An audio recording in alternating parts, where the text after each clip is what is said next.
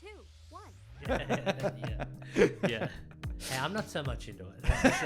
As I said, this is fat camp for me. Once I'm done, I'm out. You know, you kind of dream sometimes, dad in life, just like what you want to be.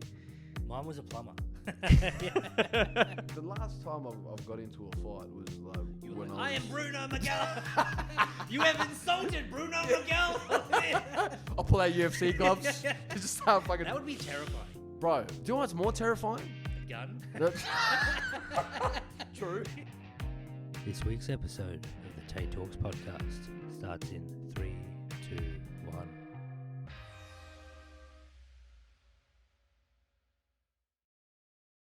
Ladies and gentlemen, welcome to episode 53 of the Tait Talks podcast. I'm the host, Tait Middleton. I'm recording in my bedroom today, and due to some technical difficulties, unfortunately, I was not able to record with another person this week. So I've decided to do a supercut. We're going to go through probably 6 to 7 of the first 10 episodes. So it's going to be a little compilation, and going to try and show you guys the earlier episodes. They're a lot rawer. There's some probably some technical issues with some of them, but that's a part of the charm and the fun. So I've decided to, instead of me just yabbering on like this, I can just do some past episodes, cut them up, get a highlight reel, and then you guys can probably have a listen to the earlier ones. If you're a long-standing supporter of the podcast, you've probably heard these before, but they did come out in 2020. So when COVID happened, I decided to start this podcast, and here we are, episode 53 today. It's pretty cool that there is now over a year of episodes to listen to, a back catalogue, if you will. So if you are new to the podcast, feel free to peruse the older episodes. As like anything, when you start something, it's usually pretty crappy. So some of the episodes aren't the best, audio quality and stuff like that. Even my interview techniques and hosting and trying to chat to people and get information out of them isn't the best. I hope it's got a little bit better these days. But early days, I think I tried to be the host and the star of the show, which is not my intention these days. It's all about chatting to someone else and listening to their stories and stuff like that. So it might sound a little bit different. Still a fuckwit, if you're wondering, but it's probably, I think I brought this podcast out 27th of July 2020, my 30th birthday is when episode 1 aired. So we are now, what are we today? Something if my phone decided to turn on, the 20th of August 2023. So it's been a while. The podcast is starting to get some momentum after having 16 months off, which is really nice. The downloads have picked up dramatically, starting to put out video clips, all that good stuff, and really trying to push the podcast into something a bit bigger. Hopefully 2024 is when I start to reach out to probably guests that I don't know, people that have done extraordinary things, sporty careers, all that type of stuff. Not taking away anything from my current guests. It's just I mainly speak to people I know or have some sort of connection to. So in the future, I probably will chat to people that I have no idea who the fuck they are, which will be interesting, and I'll have to be on my best behavior. So today, or in this episode, you can sit back and listen to, I think I'm going to go through about 7 episodes, and we're going to do a chunk of each, and you guys can have a listen to what the podcast sounded like in 2020. As I always say, if you have any questions, I've got some lovely messages recently on Instagram as well from people who have been listening to the podcast and are new listeners to the pod. So thank you so much to you guys. It means a lot that people are actually out there listening to the podcast and taking it in and enjoying it. So thank you very much for reaching out. It is always a nice thing to get. So I'm just going to start. Yeah, we might as well get straight into these episodes. I'll probably do them in order, and I will always play the beginning of the episode so you know exactly what number it is if you want to go back and listen to them. Without further ado, let's just say it's probably going to be episode 2. All right, goodbye. We've done it. We've made the second episode. We're here for your entertainment. If you don't like it, get fucked. This, as you can probably notice if you're watching on YouTube, the lighting is a bit better today as I have put better lights in. I apologize for the video quality in episode 1. It was a bit shitty when looking back at it. There was shadows absolutely everywhere. So I do apologize. But this is episode 2 and it's a new beginning. Today I am talking to my good friend Jesse Morton. He is an absolute fucking adventure man. He's a landscaper. He's done acting. He's even travelled on his motorbike from Australia to go to Amsterdam in Holland. And he's now just gone into his new venture of selling motorcycle clothing. So, Jesse, how the fuck are you, mate? I'm fucking good, man. Thank you for having me. Well, it was quite a damn intro. I need to come here more often. Yeah. Thank you very much for coming to the old fucking... Just Belbray, mate. Thank you for coming to my mum's shed is probably the most appropriate thing. I've known you forever, it feels. Yeah. But I've never been here. Yeah, man, yeah. This is my mother's humble abode. I always wondered what was up this road as well, because I passed that road me. a million times. It's fucking me sitting in my shed, known, yeah. With a computer in front of me, and you can't see my hands. All right, let's get straight into it, because you have a shit ton to talk about, because you do too much shit. Landscaping. Yes. When did you start landscaping? I started my apprenticeship in, when was it, August 2010, about almost a year after school. Yeah. Which was, so I call my gap 19? year, basically. Yeah, I was just 19. Just about 19. Yeah. I mean, I got into it. I didn't really know what I wanted to do after school, being 18 and being 18. I turn 30 next month, and I still don't know what the fuck I want to do. Yeah. So if there's any kids out there watching, don't be like fucking me. No way, man. Because you're trying to do a podcast in your mum's shed while you're living at your mother's house because you haven't accomplished much. All right? Don't make me cry in my own podcast. Jesse, you piece of shit. Bro, I swear that we are living the dream right now, man. I mean, when I look at what's going on with COVID-19 and money being tight for people and stuff like that, and some of my friends who are probably, they could be struggling, I haven't reached out because I'm a piece of shit, but, I assume that people are struggling at the moment. I'm carefree, mate. I know, the government's man, just throwing money at me. I know, so. Yeah, I got so much money that I started a podcast. I know, so it's bad that people are dying, but I'm profiting. I know. It's war. terrible because it feels like no one is dying, but there are definitely people out there really struggling. Yeah. It sucks, but, sometimes you got to push forward and make a shitty podcast. Shitty motorcycle wear. Yeah. That's not shitty. It's the best you'll ever get. Don't worry. Got an infection. Cats just hold real terrible infections. Like a street cat or something. Yeah. Well, I don't know what kind of cat it was though. He loved cats. Like every time I was with him, he was just grabbing cats and just loving them. Yeah, like unreal. But this dude's fucking unreal, dude, man. Like, remind me a lot of my brother Jai, passed away.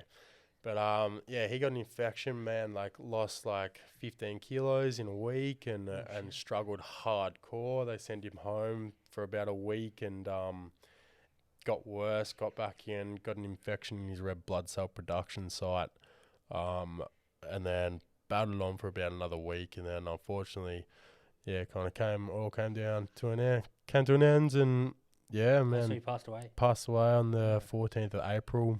Sucks. Last month, man, it's fucking just the weirdest, thing, from fucking cat, man, motherfuckers. But that's, just another thing to battle on with. But so I've made a whole new foundation. It's called the Tony Buell Foundation. I'm selling these hoodies. Oh, yeah. So, yeah. How I'll does have to, one buy one of them? So you'll have to jump onto my website, which is mcmstore.com.au. Yep. And I'll have them on there, and yeah, please buy one. I mean, they've still got $900 in blood transfusions that they got to go through. Like, Yeah. fucking Innie's wife's just gotten her license, like after not having her license forever, and crashed a car last week. And yeah, man, like if the boys, like, you know, they're gonna, like, the girls don't really make much money over there whatsoever. Yeah. So it's all kind of up to do to the old man. So I'll try and give them as much as I can, because they gave me the world when I was there. Like, it was unbelievable what they did for me. So I'll just try and do what they did for me back, and yeah, go on with that. But So what was the website again? mcmstore.com.au. Okay. Sorry, MCM Store. And you can get those hoodies with, is it Tony? Yeah, Tony's face? Tony, yeah. Tony's face on it. I'll probably, I'll chuck a link up on your podcast, and I mean, I'll be sending it out on Facebook, and I'll spray the world with them. Yeah. And Get Tony out there. get Tony out there. You get a shirt, a jumper that says "fuck cats." Yeah, fuck yeah, bro. Ladies and gentlemen, welcome to episode 3 of Tait Talks. We're back again. Today, ladies and gentlemen, I will be speaking to my good friend, Harry Spiteri. Harry is a deckhand on a cray boat, which is very interesting in itself. He is also a black belt in Brazilian Jiu-Jitsu, and he is an aspiring rider.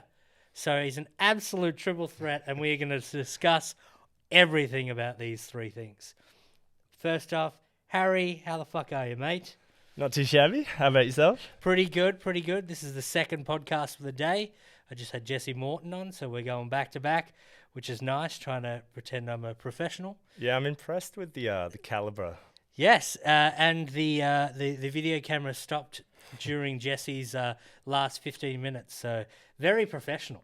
Yeah, cutting him off when he's talking about his new ventures and what he's trying to do, and giving himself a plug. And I'm like, nah, it's done, mate. Camera's fucked. But we got him on the last bit of the podcast, so you should be able to listen to that. Oh, that'd be good for the conspiracy merchants out there that are wondering what just went on when the cameras went down. I'm trying to fucking hold everyone back. But you can hear the audio. You can hear the audio of it, so it's fine. Harry, as I just mentioned, you are a deckhand on a cray boat. How does that happen for a person? How did you get into this? Yeah, so for me, I grew up with my old man, my dad. He was a cray-fisherman. Yeah. So he started off, like, he just was working on boats and loved fishing growing up. Yeah. And then he got his own boat, and then eventually got a license for cray-fishing. And then, he started craying for years. And then eventually he had an opening for some work, and I was, being the... Yeah. So you just wanted to jump in on the family trade? Yeah. So me and my brother actually both decky for him. Yeah. Yeah. So did he have a crew before you, or was he just going lone hand? Well, he started off by himself. Yeah. And then he'd worked with various other people in partnerships and all that kind of stuff. Yeah. So he has had other people work for him. Yeah. So I've known you for a fair while. I know your dad's been doing it ever since I've known you. So around the Juck region, and then you go off. Is it only around Torquay and Juck that I want to know, like, the specifics of the licensing. Yeah. Is it you get like a little zone, or yeah, how does it works work? in zones. Yeah, Okay. So there's like an eastern zone, a western zone, and heaps of other kind of different industries Yeah. that are in like fishing Victoria. So for us specifically, we can work from Malakuta Yeah. to Apollo Bay, and that's the okay. eastern zone. Yeah. Yeah. Where do you predominantly go, or is it different times of the year that you're like, it's better down in Such Fairhaven? Yeah, Blah, blah, yeah, exactly. So yeah, we work predominantly because there's a lot of other fishing boats in the area. Yeah. And everyone generally works close to their port. And Yeah. we work normally between Queenscliff and Lorne. We don't go much further than Lorne or much further than Queenscliff. Yeah. Yeah. So every day you're out there? Like, is it Yeah, I'm so just there's going from the seasons. deadliest Yeah, catch, yeah. mate. This is just all my knowledge Yeah, of yeah, like exactly. just it's all ex-criminal. So in my mind, I think you're just a thug criminal out there, just got out of the pen, and you're like, I'm gonna catch myself some fucking crayfish. Yeah, I wish I had a bit more of a Street street cred, creddy yeah. kind of upbringing into the fishing world, running from the law and all Yeah, that kind of stuff. you're But just born into it. just born into it. Yeah. Yeah. So with the deadliest catch and stuff, they do trips. So there's Yeah. kind of like two styles of fishing. One would be like people that do day trips, and then people Yeah. that do longer trips. They'll work more remotely. They'll stay out and live on the boat until they've filled up their well, Yep. and then they'll come back to port and then sail. Yep. So we do day trips. So we have like our specific, kind of like our peak seasons, and Yep. then they do close it for spawning, Yeah, so that and that's replenish. like Yeah. kind of like almost 3 months, from early September till mid-November kind of thing, Yep. around about that. Yeah, but then the rest you can fish without license. That everything else in between, Because it's not Yeah. commercial and you're not pulling out a ridiculous amount. Like Well, no. the So we have average so it works like by a quota system. now, So they set each zone. So there's like Eastern Zone and Western Zone. They'll have their individual quota systems. does it change? It does change, yeah. Really? So So they do research and go like, exactly, this year it's X amount. yeah. So That's hard for like fucking. Yeah. If you've got a custom way of living, and then they're like, quota's fucking down, lads, and you're just like, fuck, there goes Yeah. my motorbike or whatever, whatever it may be. Yeah, Like that yeah. must be. no surfboard. kind Yeah, of thing yeah. That year, It yeah. must be. So how many months a year would you work? All up about 7, depending on Yeah. how quick we catch them, Yeah. sort of thing. Our quota, yeah. And so you got to log everything. Yeah, so Could you get you your quota? report, you ring up Fisheries Victoria, Yeah. and you'll give them warning on like when you're coming in. So you got to give them like 1 or 2 hours warning before you come back Yeah. to your port, and then you tell them how much you caught for the day. Do they meet you? Sometimes, yeah. Oh, okay. So that is to give them time. Yeah, so if wanna they wanna inspect come- you, yeah. So it's like in the world of like being professional athlete. If they're like, Yeah. if they want to drug test Exactly, you, they're like, yeah. don't you fucking go anywhere, mate. We need your piss in a Yeah, cup. yeah. Piss in Go. this first, yeah. Yeah, that's so. I just never thought that potentially they would come out and be like, hey, Yeah. show us your well or whatever you called it. Exactly. Yeah. Yeah. And then sometimes they'll be on patrol out in the ocean, and they'll just board your boat and do a happened check, much? check out the book. I think last season we probably got inspected twice out at sea. Yeah. Yeah. Good rapport with them, or are you just like, you fucking sea dogs? No, that's all right. They're just doing their job, and Yeah. we're doing ours. So it's normally pretty smooth, the transitions. Yeah. Yeah, or the interactions. Explain to me the process of actually fishing for a crayfish? Yeah, so you'll try and find some reef that you think might have some of the fish, and Yep. then you set your traps, which they call them pots, which is kind of like how would you describe it? Kind of like a cage with an So opening. the idea is for them to be able to get in, but they don't Harder have, to get out. Yeah, yeah. they still but get out though. They can get out. Yeah. Okay. They're sneaky. And what size is the legal size? Oh, it has to be. So you have like a measuring gauge, which Yeah. will measure the carapace, and certain times of the years you're not allowed to take the females Yeah, because they got the eggs. or because they got whatever. the eggs. Yeah. Yep. So you want to encourage them to reproduce as much as they can to be sustainable for the injury. So you have a gauge with 2 sides, and you'll check with the gauge. I'm Yep. pretty sure it's like over 10 centimeters maybe for a male, but So if you ever see like a small one You just somewhere felt that. advertising, Oh, like, yeah, you know, yeah. like a restaurant or something, you're like, you Yeah. fucking scumbags. Oh yeah, sometimes like you see, not so much Australia because it's pretty well Regulate, policed yeah. and regulated, but internationally you'll see people like just eating them on their Yeah. Instagram with eggs on them and stuff, Yeah. and you're like, oh Jesus. Yeah, that's the bad thing is when like a lot of things I feel like in Australia the standard is amazing Yeah, for we do. like we do building, yeah. fucking like everything, and then you see overseas, which I mean we're pretty lucky that the amount of money that we make and stuff like that. So it's it kind of makes sense. Like if you weren't gonna be able to eat or make any money, you would kind of be like, you know what, fuck this. little tiny one. I'm gonna Yeah, I'm gonna exactly, keep him. I'm yeah. gonna fucking because I'm not gonna eat. I'm not gonna make any money. Exactly. Yeah. So you can see why they do it, but Oh yeah. it's still bad as someone. All the regulations, and it's obviously, as you said, if you do it right, it's going to be around forever. Yeah.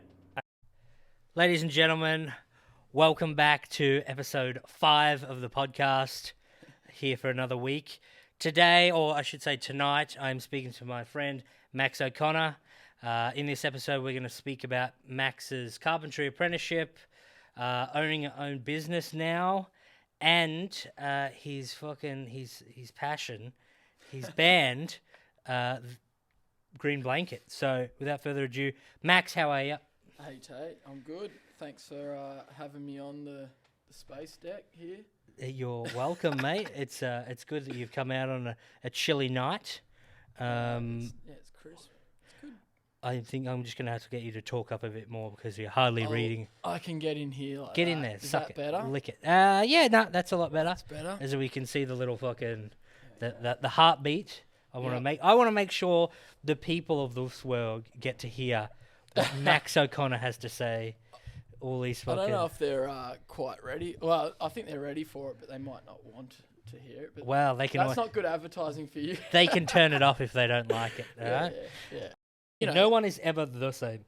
You know, No. like, Man, like it's a and deep... I would not want another one of these.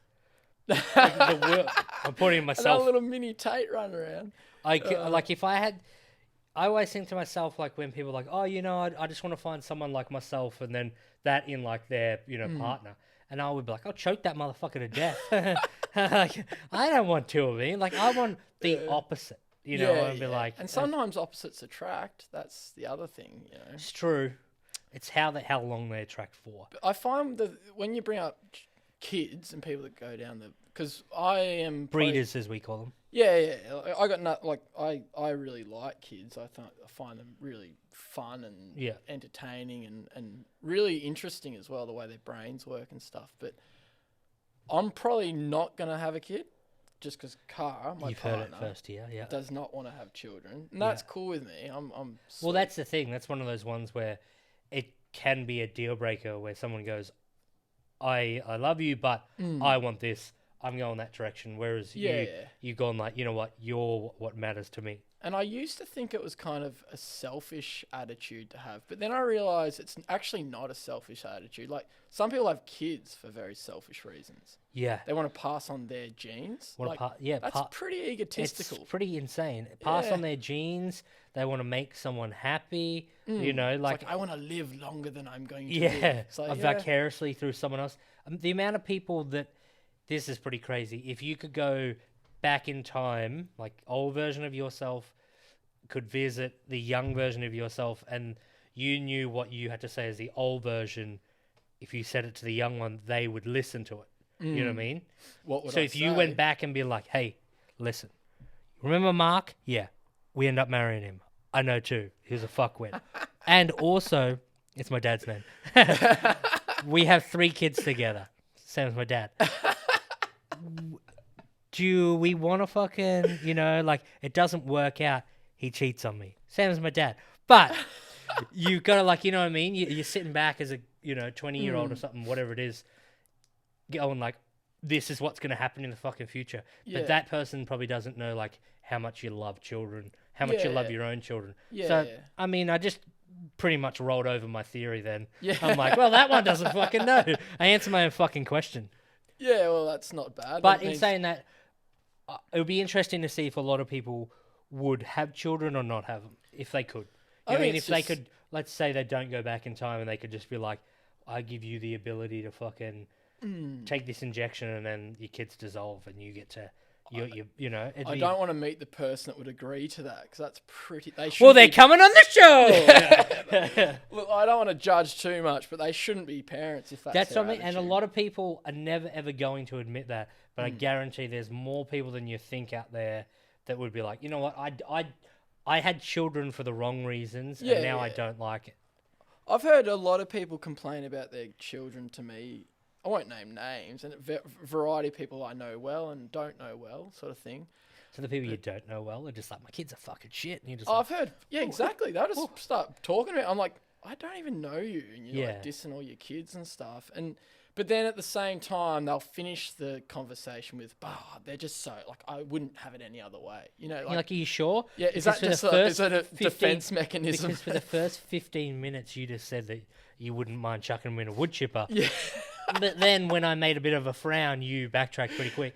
Well, I think some people probably go into parenthood underestimating that it's very hard. You are metamorphosizing who you are to be a parent. You can't be who you currently are, then have another human, and then expect to just be the same person that has a human that's relying on if you're a good parent. Yeah, true. I mean, there's a lot of parents out there who are just like, you're just another fucking even the bad ones, though, welfare it will still affect their life. You know. Yeah, it depends for how long.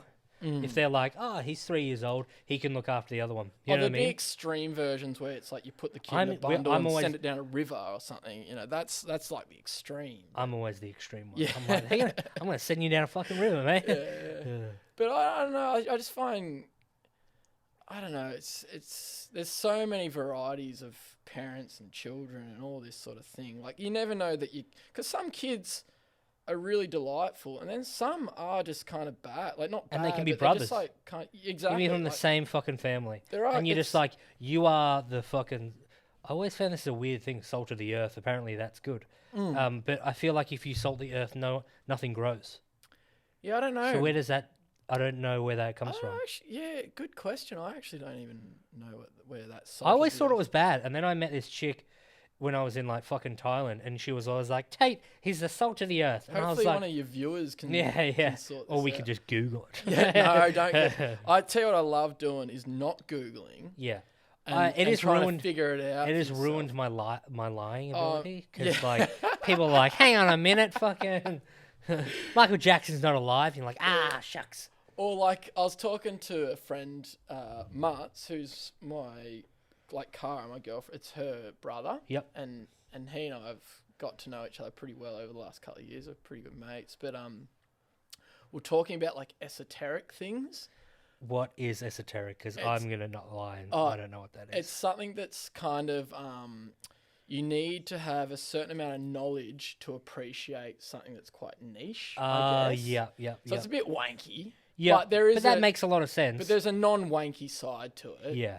And like you could do that for everything, like say exactly woodworking, and then people are like, I use this type of lacquer, and you're and like, people that love shit. timber and stuff, you know, it's a variety. It can account for anything. It's not just pretty like, much. Yeah, it's not just like types of footwear or something. I mean, people if they're watching this podcast are probably going like, he's got like the podcaster fucking the pod mic from Rode fucking XO 77111, and I'm like, I don't give a fuck as long as I can hear it.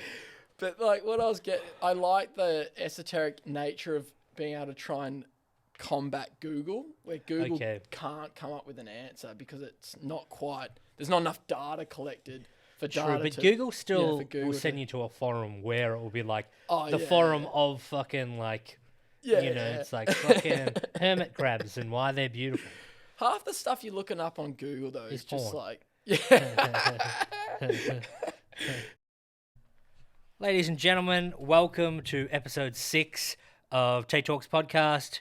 Thank you so much for coming back. In this episode, I speak to Aniello Castellano. He was locked up from 2012 to 2014, and we are going to talk about what prison's like and the whole ordeal of that. So without further ado, Aniello, how the fuck are you, mate? Not too shabby, mate. Yourself? Pretty good. Thank you so much for coming on. It's for having going to me. get cold soon. You're going to see your breath coming up when we speak. But let's get started into it because I have so many fucking questions for you, man. How did you go to prison and why? Like, what happened? So I was just a bit of a silly bugger as a young man. Yeah. And, how old were you?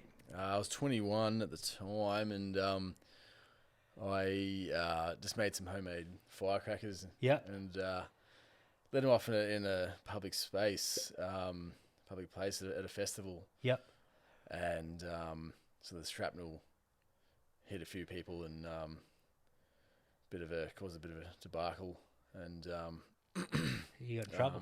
got into a bit of bit of mischief. Yeah.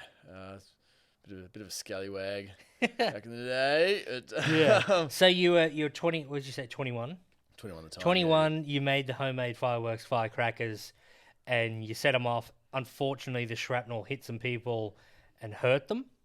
Yeah. Yes. Was it too? How bad was it? One fella, I think he went to hospital and had to get some some gnarly stitches and yeah. And a couple other people, they got little bits and pieces in them. They got removed. So it was there was no. I'm not trying to make light of this at all, but there was no deaths. Nah, it was just a bit of fucking cosmetics works. Yeah. A bit of a shock, a bit of a bang. Some people got cut, and they had to get some, just patched up a bit. So it's not like it's a weird thing when people say they've been to prison. Most of us think automatically like this guy stabbed someone, this guy beat someone up. He beat up some chick. We automatically think the worst.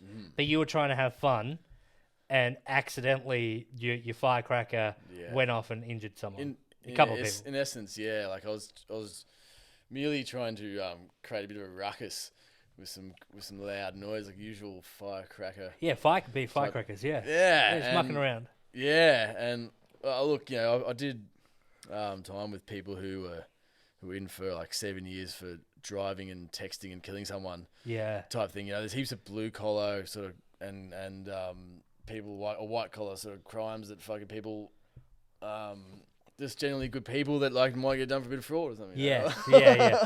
Or they're not like deception. Fucking, yeah, they're not like psychopathic killers and shit. Yeah, I think that is when people say that they've been to prison and stuff like that. Most people automatically think something really bad, but as yours is a pretty unique thing. Well, the judges threw the book at me.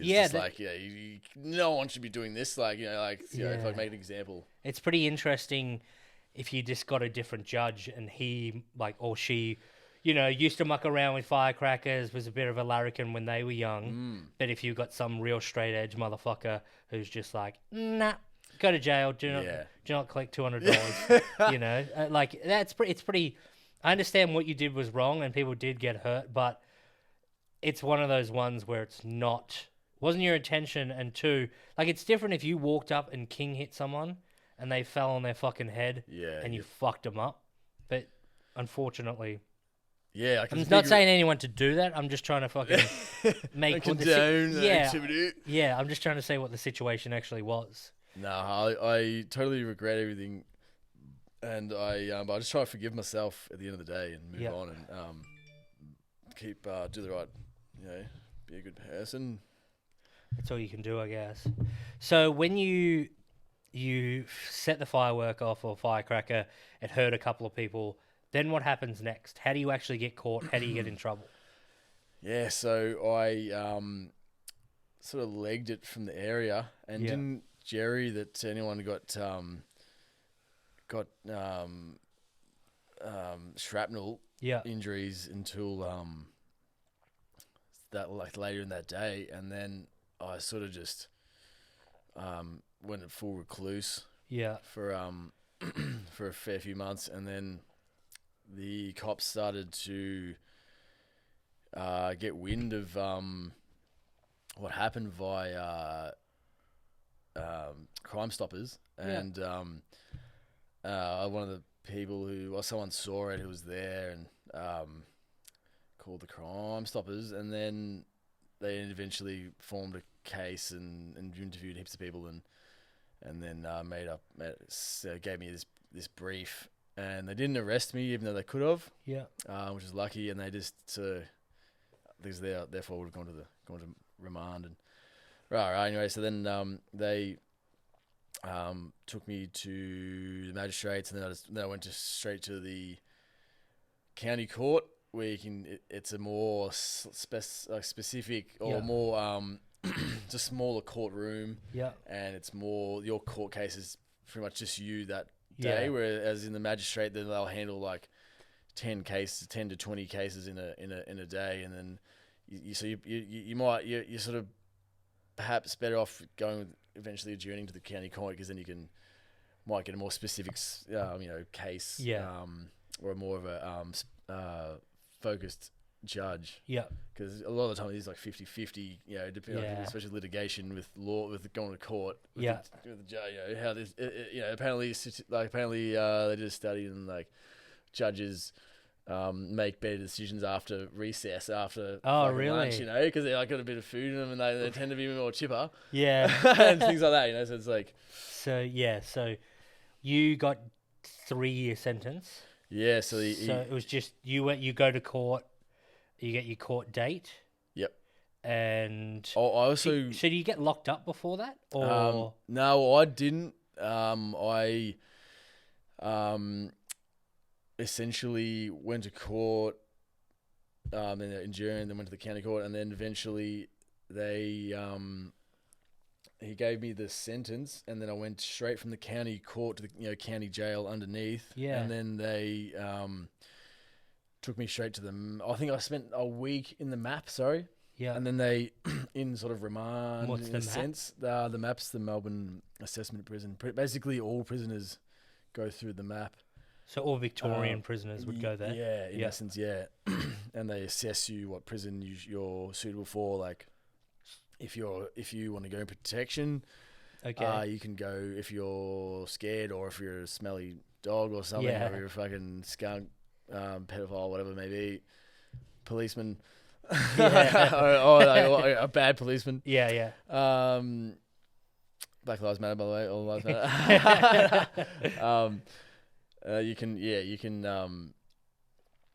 You can basically go to like Ararat, I think is a dog's prison they call it. Oh, really? You know, so the prison in Ararat's for like pedophiles, rapists, majority. So it's essentially the prison for prisoners. If they went into another main prison, they would get beaten to death or something like that. Is that right? In essence, so it protects them.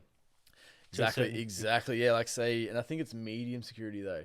So it's like Adrian Bailey, like talking about earlier. He went straight to, he would have gone to the MAP, and then they sent him straight to Barwon apparently, and then he's in protection in Barwon, like in the slot type thing. So for the people who don't know, and we'll touch on this a bit later because it does affect you. Adrian Bailey raped and murdered a lady in Melbourne, Jill Maher. Yeah, if you just swiggle. Yeah, there you go. And he obviously did the wrong thing because he's a piece of shit, and it affected the paroles at the time because they did like a royal commission or something like that into it, and it made everyone who was up for parole at the time, I believe, I could be wrong, it made them have to do more time until they figured it out, I guess. Yep. They made people do violent offender courses and different and everyone who did any sort of violent offence or anything that's linked, like my charges were assault, reckless causing serious injury, and intentionally causing serious injury. That were my specific charges. Yep.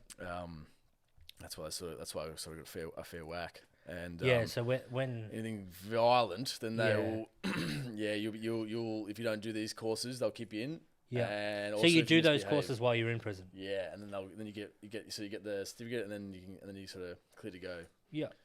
Huh. So which is good, I guess, to a certain extent. That it makes sense. People do learn. A lot of people like dirty as in there, as you can imagine. You know, like you might be good. You know, you might be behave well and shit, but then the new stuff got brought in, and you had to tick the boxes before you could get released. Yeah, like my mate in there, his name's Stacey. And he actually, funny enough, he lived with a guy named Courtney. Okay. And they were like probably the two biggest lads in Darringale. Yeah. At Darringale prison, and but they're in the same. And I called him. I called him out one time because he was trying to bag me out about something, and I was like, I want to get a real name. Yeah. This is when I was just when I ended up making friends with him, because I'd been with him so long. Yeah. But he wanted to bash me because I just fucking he called him out in front of everybody. I put him on show in front of everyone, and he's like, "Come on, we want to come for a walk on? Like, come for a walk? What do you mean? Like fucking little cheeky, shiv in the side, and people don't go for a walk with him. I'm like, oh, anyway, we came good after that. like people, like it took me a while to work it out. Like you think it's like an all boys school in there. In a way. Yeah. But with people who can and will stab you. Yeah. If you say the wrong thing, you gotta say how like so. We'll go back into that more. So you got so you get, I suppose, you got the 3-year sentence. Then you went into the maps and stuff. Yep. You counted jail, whatever it was. Then so where's your actual first point? What's the jail that you go to at the very start? But it's not processing or anything like that. This is where you're going to be for 3 months, 2 months, whatever. Also, like initially the county court, then processing, then the map, and then the first one I went to was they decided, because I was doing over a year, they decided to send me straight to Port Phillip, which is max. They call it Port Putrid. Okay. It's a bit hooly dooly. It's a bit raw dingo. Sort of like it's not it's not like the nice crash hot. They say like the Barwon, like Barwon's nice and new, and next door Margaritas like the Hilton, and he's more pleasant. But so this I is didn't max, mind it. This is max security. This is max. Yeah, so this is with murderers. Well, my first all that type of shit, the bad motherfuckers. Yeah, so they put me into my first cell. I had a single cell, which is lucky. Yeah. And I was in Scarborough South. You start off at Scarborough South, which is like the most fucked unit in Port Phillip. And then if you're there long enough, you work your way to Scarborough North, perhaps, or the other back units. If you get a job in the kitchen, perhaps, for instance. But then, what are the jobs that are in prison? That say for that prison, what could you do? So, as you said, you cook for Port. So a bit different at each one. Like for Port Phillip, you got nuts and bolts, which is like for screwing nuts and bolts for Bunnings. In essence. So the nuts and bolts you get from Bunnings, which is people who are listening overseas, a couple of my mates, maybe. It is Bunnings is the same as Home Depot. So it's just a big hardware store. Mm-hmm. So those bolts and nuts that you get in a package already from Bunnings or Home Depot, you are the one. Essentially, you could be the one if you had a job in prison. So it's done by prisoners. I potentially would have bought shit that I screwed on myself. Scratch a little note onto it, like, please help. Yeah. What a trip down memory lane. Ladies and gentlemen, that was episode 53 of the Tait Talks podcast. I hope you guys enjoyed listening to Jesse Morton, Harry Spiteri, Max O'Connor, and Aniello Castellano. It was interesting listening back to those episodes and how far I've come with doing the podcast. I noticed that I was very, very annoying. So I'm glad I've changed and I let people talk now. As I said earlier in the intro, that I clearly wanted to be the star of the show and the host, and clearly that is not how you go about interviewing guests. So I hope, and I have got a lot of feedback over the last few years now, saying that my techniques have got a lot better from guests and people who listen to the podcast. So I'm glad naturally it's evolved and I've got a little bit better. Hopefully I get better and better in the future. But yeah, it's always interesting listening to older stuff. It was extremely difficult for me to listen back for myself because I was yelling at myself to shut the fuck up. Obviously I just swore then, but I was just going to say too, I used to swear a lot more. It used to be, instead of saying I just dropped the F-bomb all the time. So hopefully got a little bit better in that regard as well. And this is pretty much, it is the outro of the episode. So if you enjoyed any of those episodes, I'll just recap it. Episode 2 is Jesse Morton. Episode 3, Harry Spiteri.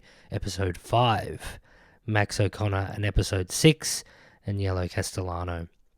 If you guys enjoyed that, we've got plenty more to come. I've already got 2 guests booked in from next week. Looking forward to it. Thank you so much for listening. That has been the supercut of, I think it was 4 different episodes, and I hope you guys enjoyed it. as I always say at the end of every episode, please send anything you want to send to me.